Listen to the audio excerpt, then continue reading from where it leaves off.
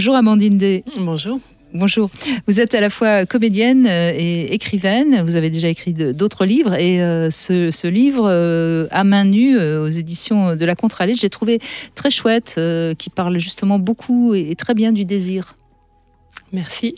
C'est vrai, vous en parlez. Alors, j'allais presque dire, c'est des petites histoires qui se suivent à différents moments de votre vie. Alors, je pense qu'il y a un peu d'autobiographie, même si c'est pas, j'imagine, totalement autobiographique. Oui, mais ça reste un texte de création. Alors, c'est vrai que j'écris à partir de moi, mais il faut pas être trop dupe de ce jeu, parce que c'est effectivement un jeu qui m'appartient, mais c'est aussi un jeu qui contient beaucoup d'autres femmes. Suite à des discussions avec des amis, des mères, des sœurs. Voilà, ce jeu contient beaucoup d'autres jeux. Exactement, on s'en rend bien compte au fil de la lecture. Et alors vous abordez plein de sujets. Pardon. Là, le premier qui me tombe sous les yeux, là, c'est la solution soi-disant du couple libre, qui serait la solution magique, parfaite. Mais vous riez aussi beaucoup de tout ça. Oui, alors effectivement, le livre s'ouvre sur une femme qui s'interroge sur ses choix de vie, et qui se demande à quel point ces choix lui appartiennent. Est-ce que c'est elle qui a voulu ça? Est-ce qu'elle s'est contentée d'obéir? Est-ce qu'elle s'est assez battue? Enfin voilà, elle s'arrête et elle se pose la question. Et c'est intéressant ce que vous disiez tout à l'heure sur le couple et le temps. Alors elle s'interroge effectivement sur le couple libre, sur son désir, sur retrouver un peu le frisson des premières fois. Et en même temps, et elle se rend compte aussi, c'est aussi un livre qui parle de quotidienneté, de comment, enfin, ce dont un peu vous parliez tout à l'heure, de comment on laisse de la place au désir dans notre quotidien, dans tout ce qu'il y a à faire. Et en même temps, c'est pas que ce désir est éteint vis-à-vis de son couple, c'est plutôt que elle-même veut prendre le temps de se retrouver, en fait. Et pour retrouver ce désir, elle réinterroge l'enfant, l'adolescente et la jeune femme qu'elle a été, en fait. Et c'est dans ce cheminement-là qu'on la suit. Voilà. Et c'est vrai que très souvent, je suis sûre qu'il vous plairait beaucoup ce livre, Hélène Vecchiali. Dans ce livre, Amandine Day, vous posez la question, c'est quoi être une femme, quoi? C'est ça. C'est quoi être une femme? Est-ce que c'est les autres qui nous font femmes? Je pose aussi la question, c'est quoi être un homme? Parce que en fait, cette femme va plus tard, on la suit enfant, adolescente, jeune femme. Elle va plus tard donner naissance à un petit garçon. Donc, elle espère se poser la question avec lui. C'est quoi être un homme? Voilà, c'est sur les identités. Et effectivement, pour moi, l'humour, c'est aussi une façon de... on parlait justement de normes, du regard vraiment souvent sans tendresse qu'on pose sur nous. Et je crois que l'humour, c'est aussi pour moi une manière de se libérer de ça et de savoir rire aussi de nos failles. Alors, il y a de l'humour, mais ça parle beaucoup de sexe. Par exemple, justement, vous parlez d'humour et je viens de tomber sur cette phrase qui m'avait fait sourire. Elle découvre la masturbation avec le jet de la douche. Elle n'a jamais été aussi propre. Oui. Bah oui, c'est... Et ça, il y a beaucoup de femmes qui découvrent le premier orgasme avec le jet de la douche. C'est ça. C'est vrai. Et qui prennent des bains n'en plus finir. J'ai aussi voulu parler de l'univers fantasmatique et de à quel point finalement, des fois, on parlait du contrôle du corps, mais j'ai le sentiment qu'aussi des fois on voudrait presque contrôler nos fantasmes aussi, comme si c'était possible, et qu'on voudrait qu'ils soient purs, qu'ils soient conformes, qu'ils soient toujours politiquement corrects. Et c'est aussi de ça dont ça parle, de peut-être qu'on se gendarme trop, à la fois à l'extérieur mais aussi à l'intérieur. Oui, mais ça c'est valable tout autant pour les hommes. Moi, je sais que chaque fois que je fais une émission où on parle des fantasmes, je suis toujours très étonnée de comment c'est verrouillé. C'est très compliqué pour les gens. En fait, en allemand, le mot fantasme étymologiquement se traduit par fantaisie. Et moi, j'aime bien passer par cette histoire de fantaisie, parce que ça permet... ça fait moins peur. Oui, et ça permet de se laisser aller. Et en particulier, donc, dans mon livre, dans toutes les raisons qui expliquent le silence des femmes, il y a aussi le fait qu'elles savent que beaucoup d'hommes sont convaincus que les femmes désirent être violées. Et c'est terrible, parce qu'ils se disent, elle dit non, mais en fait, toutes les femmes désirent être violées, donc on va y aller quand même. Et non, les femmes qui peuvent avoir cette fantaisie-là on sait bien que c'est jamais avec le SDF du coin ou je sais pas, le cordonnier, même si c'est toujours avec Brad Pitt ou George Clooney. Voilà. Donc on voit bien qu'on est dans la fantaisie, qu'on est dans des rêveries éveillées et pas dans la vraie vie. Bien sûr, bien sûr. Vous parlez aussi de la honte dans ce livre, Amandine Day. Enfin, vraiment, je crois que il est intéressant parce que vous vous amusez à parler de beaucoup de choses, à la fois sexuelles, des choses sérieuses.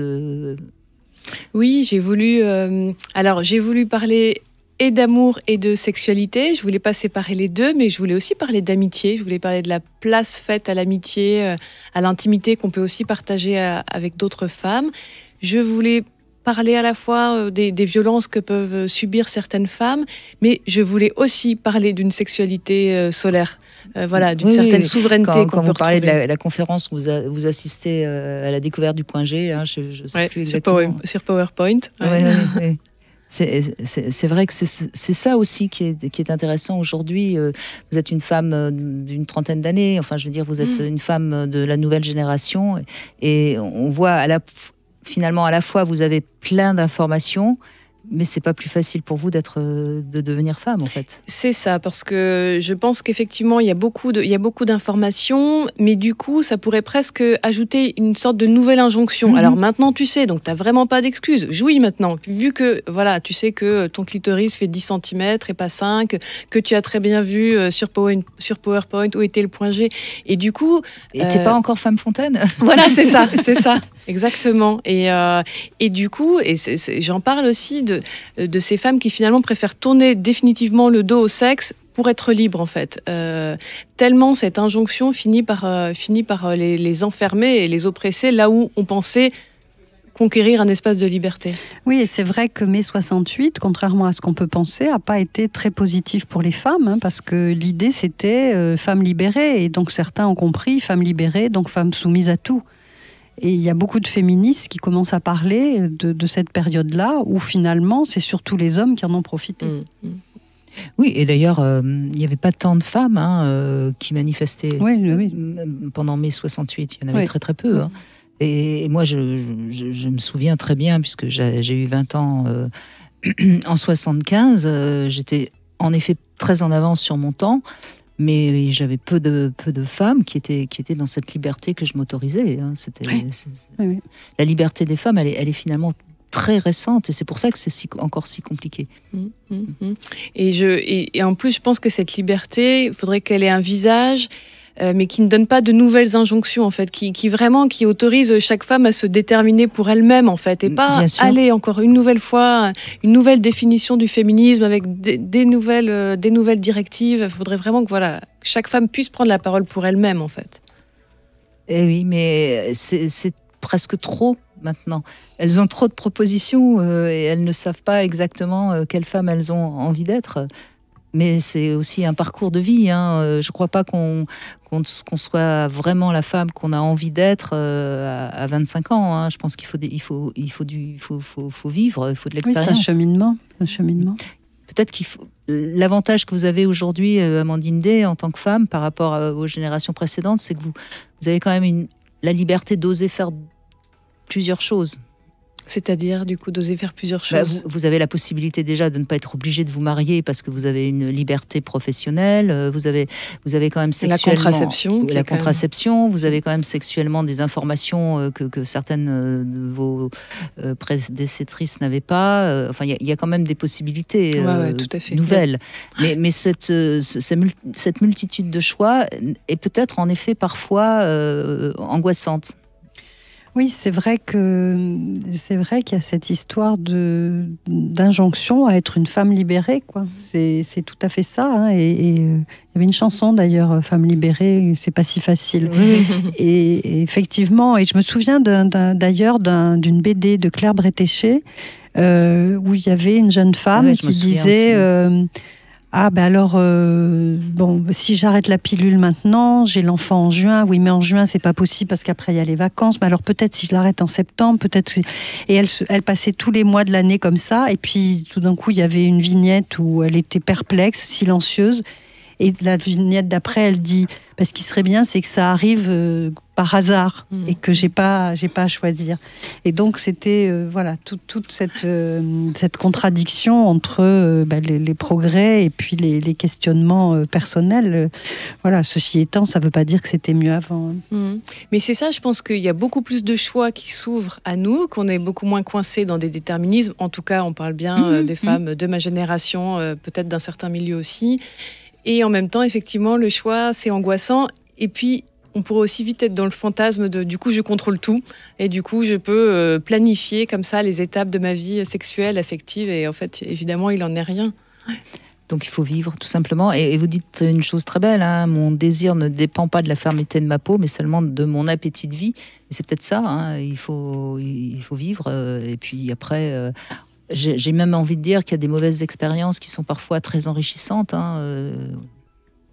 Oui, c'est vrai que, comme disait Nietzsche, ce qui ne me tue pas me rend plus fort. Mais enfin, non, c'est vrai que c'est bien que des jeunes femmes comme vous s'expriment et s'expriment dans tous les domaines de la vie d'une femme, parce que c'est à la fois aujourd'hui, comme vous le dites, il y a beaucoup de choix, et de rassurer toutes les jeunes femmes et puis les autres sur le fait que c'est pas parce qu'il y a beaucoup de choix que ça va entraver notre vie, et que au contraire, c'est la possibilité justement de choisir et de savoir ce qu'on veut vraiment, et de ne pas avoir une vie imposée, un destin de femme imposé. On peut, si on a envie, rester femme au foyer et élever 5 enfants. C'est aussi un choix de vie qui est tout à fait rester femme honorable. Au foyer sans enfants, d'ailleurs. Oui, absolument, absolument, Hélène. Donc c'est des choix. En tout cas, ce livre, moi je le conseille aux femmes justement qui se posent des questions sur leur féminité. Ça s'appelle À main nue, c'est aux éditions de la Contre-Allée. Merci en tout cas, Amandine, d'être venue nous en parler. Merci. Merci.